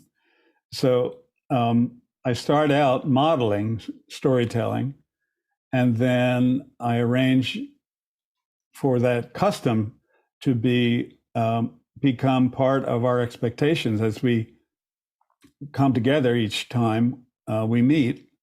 The expectation is that people will pop up with some stories, something that happened between the time we left each other's presence a week ago, let's say, and today.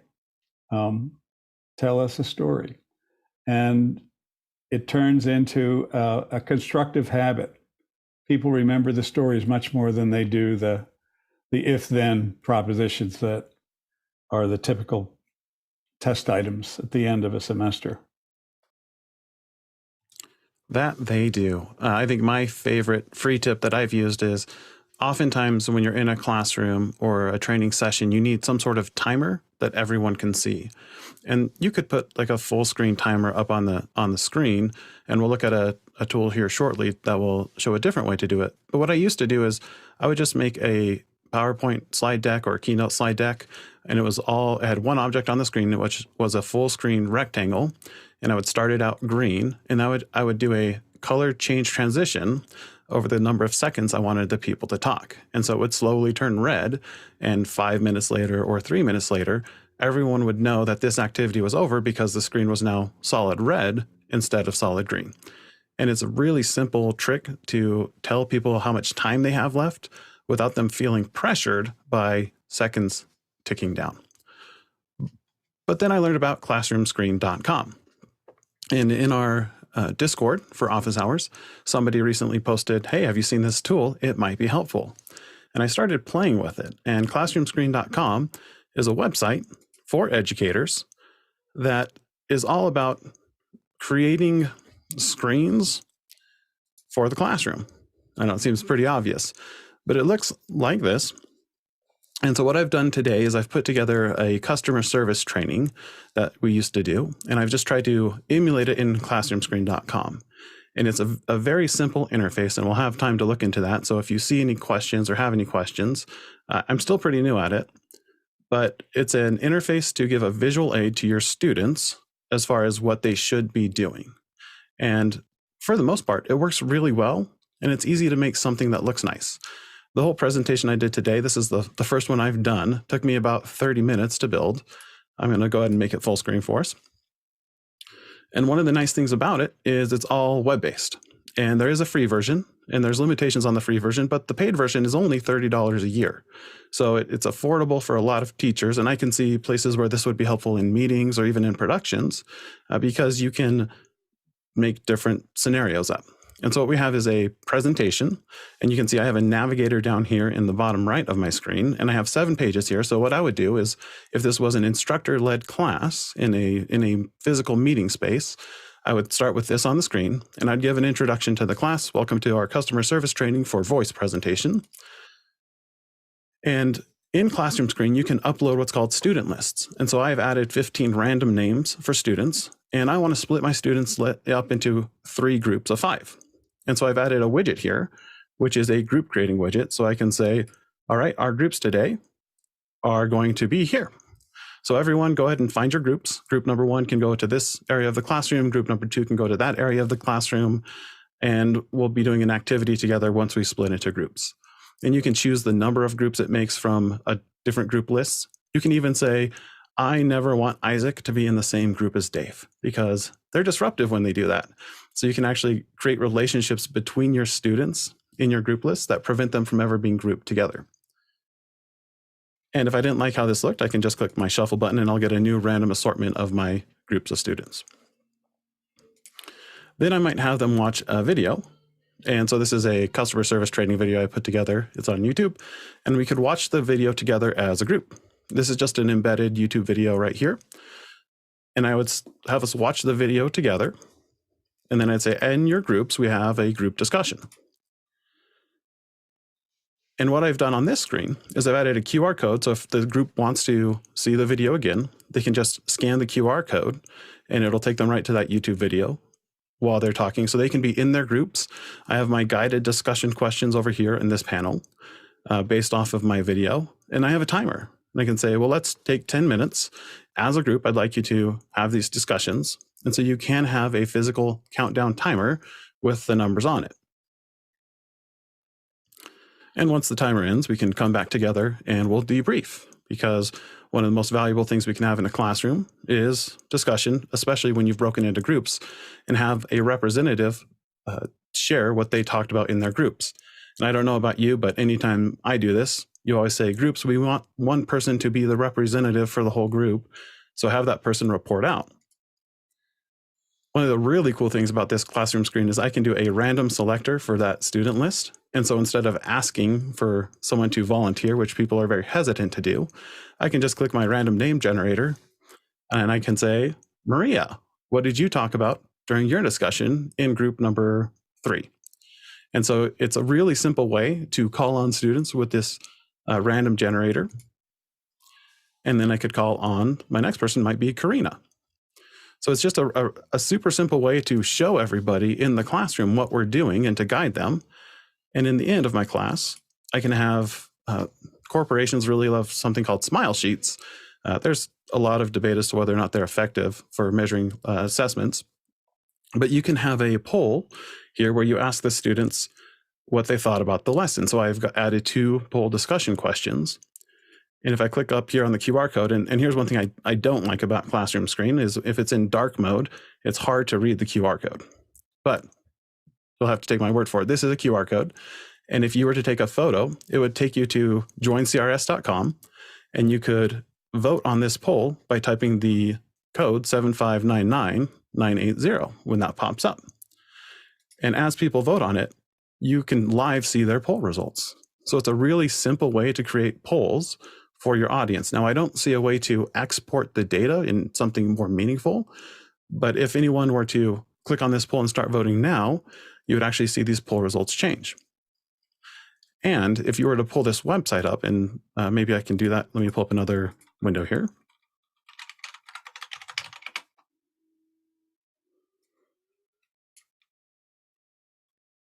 Where'd my window go?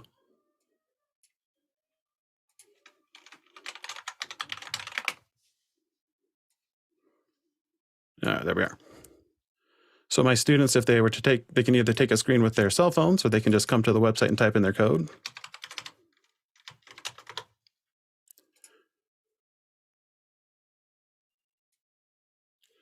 Oh, I see somebody voted on this. They can say this was a great lesson.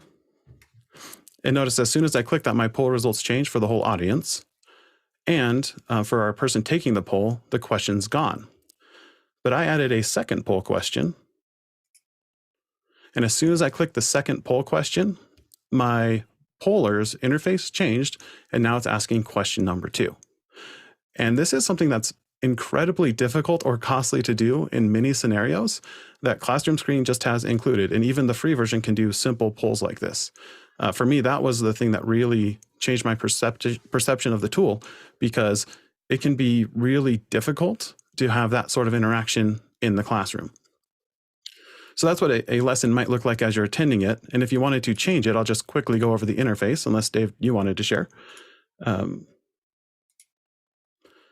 But basically, you can see here I have a couple different classes, and here's my slide deck. And if I wanted to add a new screen, I can just click a new screen. And down here, I have a little widget selector.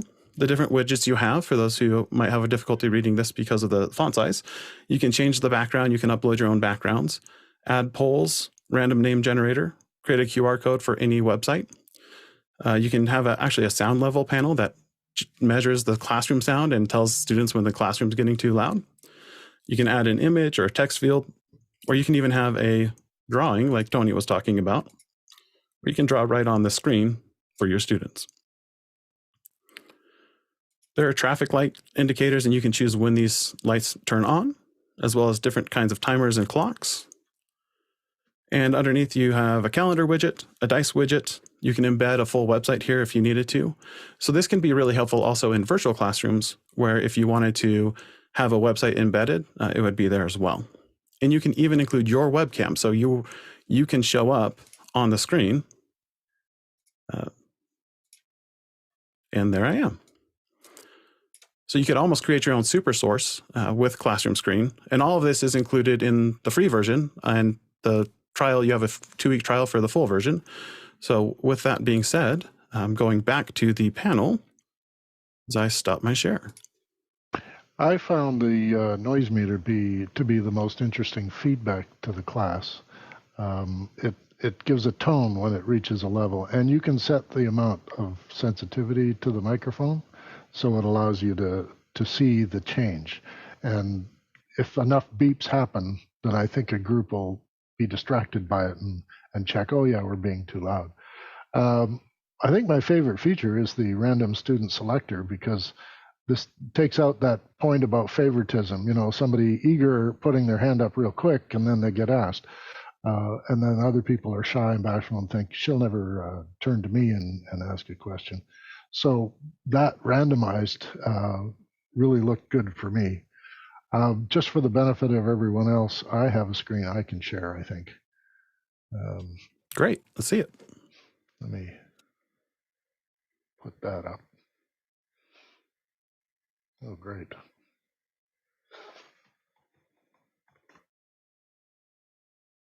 Okay.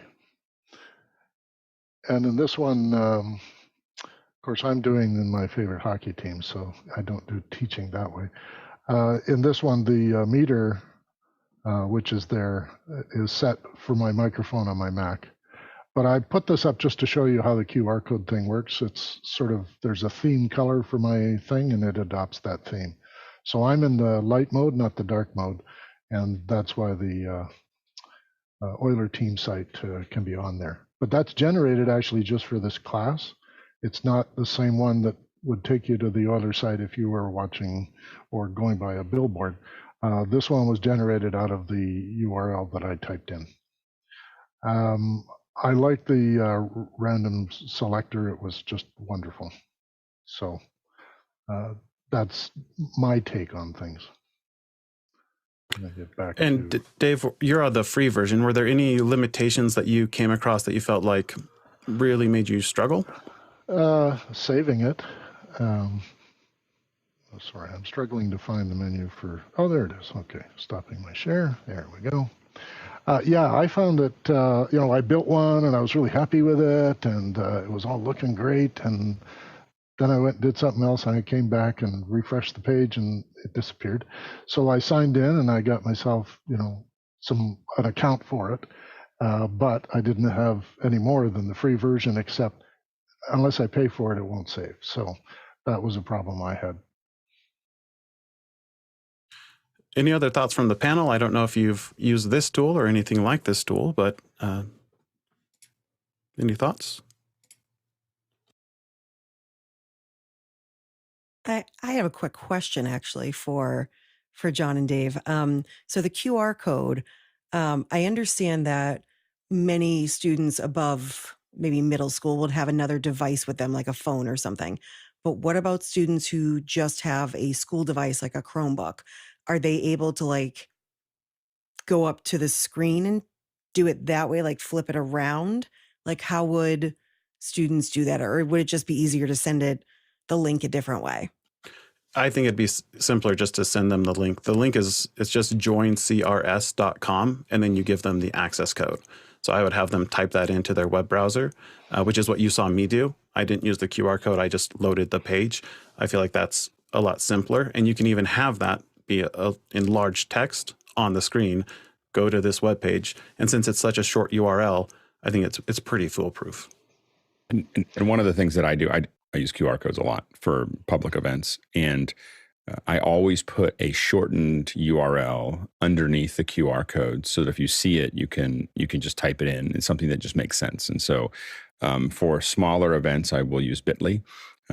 For larger events, I we register a URL, so that it's as short as we can possibly make it, and so that you can just view it. If you have any problem with the QR code, you can just type it in, and it'll get you to where you need to go. Yeah, the QR code generator allows you to title it, and in that title, you could put the URL itself. Yeah. I imagine the QR code is really for the middle age, at the upper level, the high school level, people who have a pocket device, that the iPad or something that could check it out. But yeah, I wouldn't give it to lower grade schools. Great. And if anyone else in the panel would like to contribute, feel free to raise your hand on the current question. But we'll go ahead and move forward to, Harshid, what do you have to say? Hey, so I was looking through the 3 questions. Some are virtual, and even the first question, I couldn't answer. But I think for me personally, I'm looking at it right in its face is my screen reader and my access technology tools. So I find as a tool on a virtual meeting, I don't know the other person's ability per se, but Windows has magnification built in. It has a screen reader built in. So when I do discuss any kind of meetings with people, to know where they live is important to me. And to kind of get through the barriers, sometimes people don't have the tools or the money for a screen reader. So there's the non-visual desktop access, which is NVDA, a free screen reader. Then you have JAWS, Job Access with Speech, which is another paid screen reader. But I think with these tools, I found between meetings from the pandemic and previously, it's always trying to break that icebreaker type of thing. And when I used to work physically in the office, I used to let them play with big large print dice or large print cards, magnification devices, and we would leave it all at the front desk. And kids would come in, especially with the school age kids, and they would see the tactile pieces of physical information there, so they get to touch it, and that opened up them to be more open to the facility rather than being afraid of, I'm in this place, I don't know what they're trying to have me do. So I think for a virtual tool, I found, what is available on your system. If you have VoiceOver on a Mac, you have a screen reader, you have magnification. On a Windows, you have magnification as well. You have Narrator. You have 2 other screen readers. So I think as far as tools go, they have helped me a lot in a virtual perspective, and especially to connect with different types of computers, because some kids might have a Chromebook, and all of these computers have a established way of talking to the student, no matter if they're an adult or if they're a school-age kid. The other thing I also wanted to justify for today's day, it is White Cane Day. It was the white cane you'll see on my right shoulder was introduced in the 1930s, and in 1964, LBJ set precedence to having October 15th designated as I can't think of the word, but to bring importance to the white cane. And so I just wanted to kind of justify that, if you do see people with white canes and stuff, don't just grab them, because you don't know, that's a tool, right? So we are talking about virtual tools, physical tools. We don't want to mess with other people's tools without asking.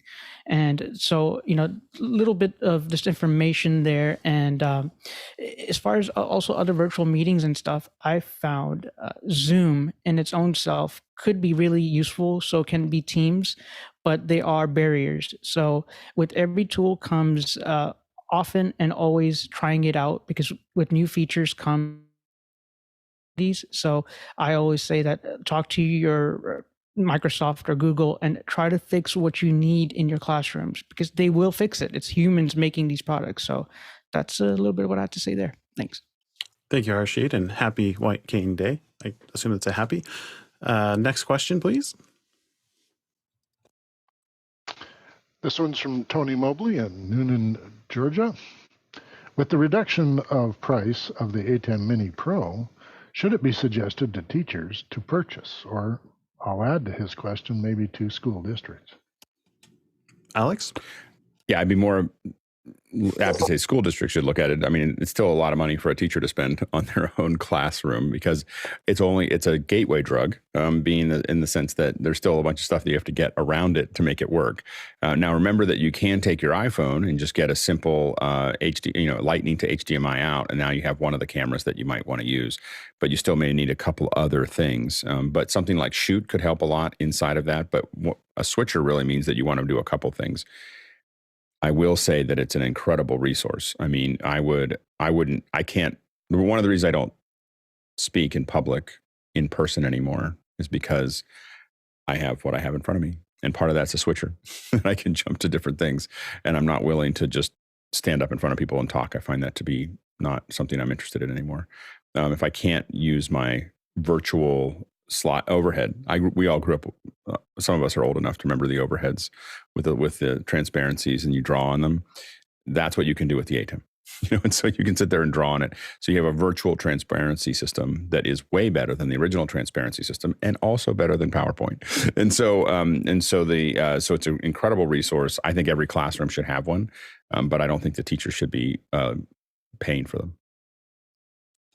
Thank you, Chris. What are your thoughts? My thought is that along with the hardware, what educators need is a simple and engaging YouTube video that shows me step by step, piece by piece, how owning an ATEM would make my life better, easier, more effective as a teacher. I've heard lots of euphoric talk from members of office hours about the way that incorporating an ATEM into their systems has made their lives better and made their presentations or their live stream better. But if I'm trying to incorporate it into my teaching system that already exists, I need a little more help at this novice level. How can this device, what is it that I am doing that could be done better with the ATEM, or what is it that I'm not doing but could incorporate, which would make the whole teaching learning experience better? So that, for me, that's the missing link. Maybe it exists out there. I haven't searched for it, but especially if it were situated, if the demonstration were situated in a classroom or in a virtual teaching and learning environment, that would make the sale. And maybe the audience for that is the purchasing agent for the school district rather than an individual teacher. I agree with that. A lot of the best videos on YouTube are quite technical, and I think the barrier to entry on the simple things is pretty high when it comes to the ATEM. Harshit? That was for the previous question. Sorry. No worries. I would say, in my personal experience, especially now that the ATEM Mini Pro price has dropped, it has a feature called the multi-view, which I think is one of the best features that was missing from the older ATEM Mini non-Pro version. And what that allows you to do is allows you to see all of your inputs. So you can have a work laptop, a personal laptop, 2 webcams plugged into your ATEM Mini switcher. And the multi-view lets you see what's on each screen. And then for teachers, it's a one-button click to change what you're sharing through your web camera. And it's, like Alex was saying, it's very simple to plug a phone into the ATEM Mini. So even having just your cell phone plus a computer makes a huge difference to be able to switch inputs very simply and easily. And then you can get into the other tools like a much stronger green screen keyer than you have in like Zoom, if that's something that you like to use, as well as the multi-view, or the ability to even have your ATEM drive one of your monitors personally, and you can switch between 2 computers. So it almost becomes a monitor switch for you as well. So I think it's worth checking out. It is costly at $300 for many teachers. And I agree that I wish every single classroom had one. And I think every corporation should have a room that has a switcher in it for senior leaders to be able to go into Zoom meetings and look decent and share their screen much more easily. So strong proponent of the ATEM Mini on my end. How about you, Dave?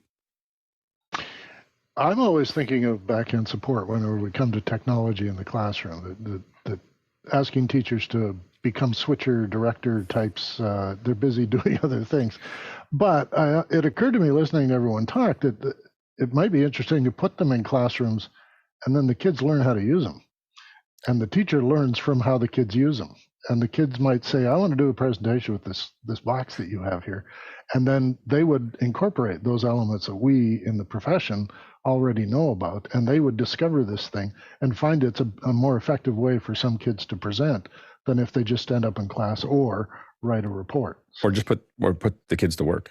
Like, like just have them doing the cameras and make them, make them the cameras and let them shoot it and then work with them.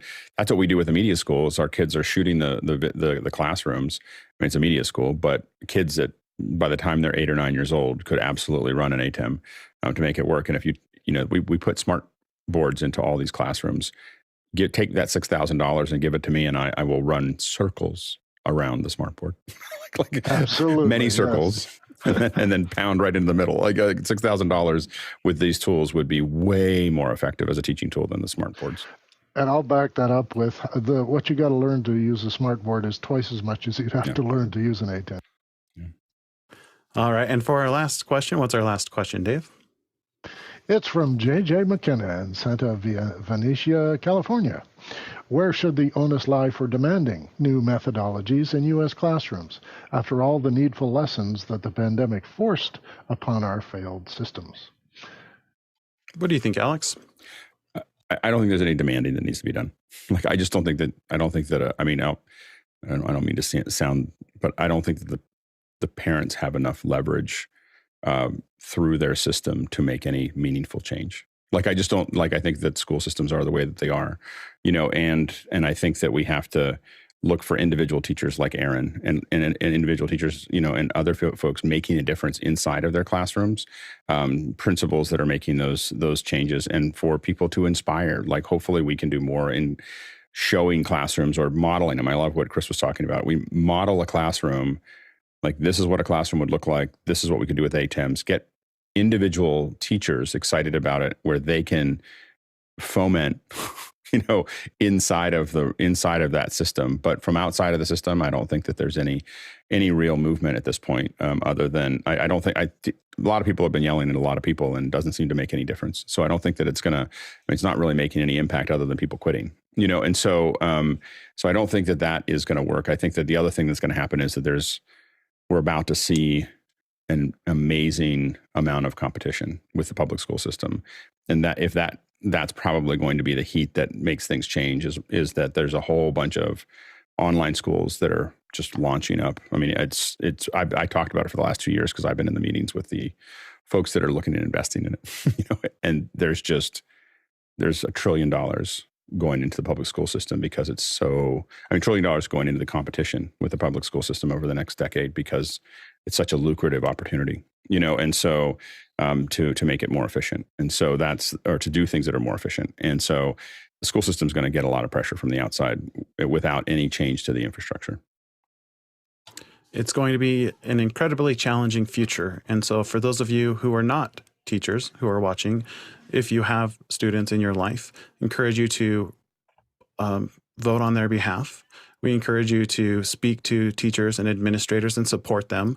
And that's what Office Hours Education Hour is all about on Saturday mornings, is we want to be a resource for our teachers to help you, because you will be the ones who end up making those changes, those great teachers among us. And so we appreciate everything you do, teachers, and we appreciate our panel today. That will be the end of our education hour. And again, thank you to the back end for making office hours work. We couldn't do it without you. Thank you, panel, for having a great conversation about how we can better manage our classroom. And thank you to our producers for helping drive the conversation along. Next week, we invite you to join us as it is Disability Awareness Month. We'll be talking about transitions from the classroom to the workforce amongst our special education population. I'm really looking forward to hearing from some different panelists on that day. So we invite you to join us next Saturday. Otherwise, we hope you have a wonderful week. Our Tlaloc traversal was about 7,062 miles today, and you will see when the credits roll all the people who were involved in bringing you our education hour. Thanks again.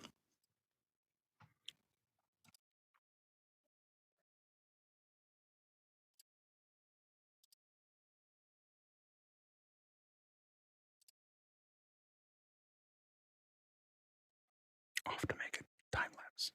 Hopefully I'll get to show it to you guys later. It's really cool.